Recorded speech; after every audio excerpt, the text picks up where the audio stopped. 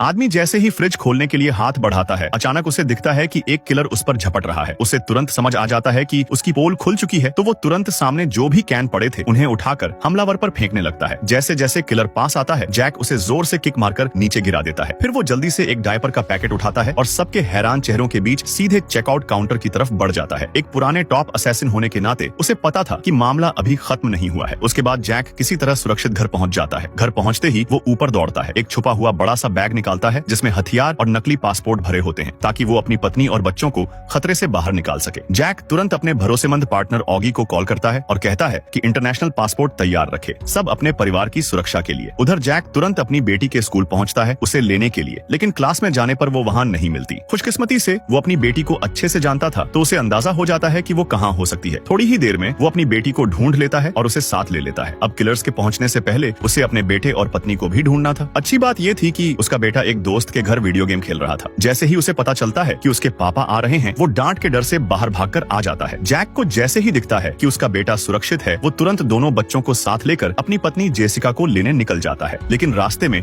Jack notice करता है कि एक कार उनका पीछा कर रही है। उसे शक होता है कि वो किलर हो सकता है। ये कंफर्म करने के लिए वो कार को एक टनल में ले जाता है, लेकिन वो कार पीछे नहीं आती। जैक थोड़ी राहत की सांस लेता है और जल्दी ही अपनी पत्नी से मिल जाता है। वो बच्चों से कहता है कि वो लोग ट्रिप पर जा रहे हैं। वो अपनी पत्नी को ज्यादा कुछ नहीं समझाता, बस जल्दी से कार में बैठने को कहता है। लेकिन अब बहुत देर हो चुकी थी। किलर्स पहले से ही उसका प्लान समझ चुके थे और उन्होंने सबको फंसाने के लिए घात लगा रखी थी। तभी वहाँ से एक बस गुजरती है और जैक उसी के साए में छुपकर निकल जाता है। जैसे ही किलर्स गैरेज तक पहुँचते हैं, जैक तुरंत कार स्टार्ट करके दूसरी तरफ निकल जाता है, लेकिन वो ज्यादा दूर नहीं जा पाते। किलर्स पीछे से उनका पीछा करते हुए आ जाते हैं और आखिरी पल में जैक को रोकने की कोशिश करते हैं। जैक एक मोड़ पर तेज ड्रिफ्ट मारता है और एक संकरी गली में घुस जाता है। तभी उसे समझ आता है कि दुश्मनों को उसकी हर लोकेशन पता चल रही है, मतलब उन्होंने उसकी कार में ट्रैकर लगा रखा है। उनसे पूरी तरह बचने के लिए जैक अपने काम वाले गैरेज में जाता है और दरवाजा बंद कर देता है। अंदर जाकर वो ऐसे दिखाता है जैसे कार चेक कर रहा हो, लेकिन जल्दी से कार को ऊपर उठाकर कुछ ही सेकंड में ट्रैकर ढूंढ लेता है। अपना पीछा छुड़ाने के लिए जैक चुपचाप उस ट्रैकर को अपने एक शेखीबाज को वर्कर की कार में लगा देता है। कोवर्कर भी सब समझ जाता है। वो गैस दबाता है और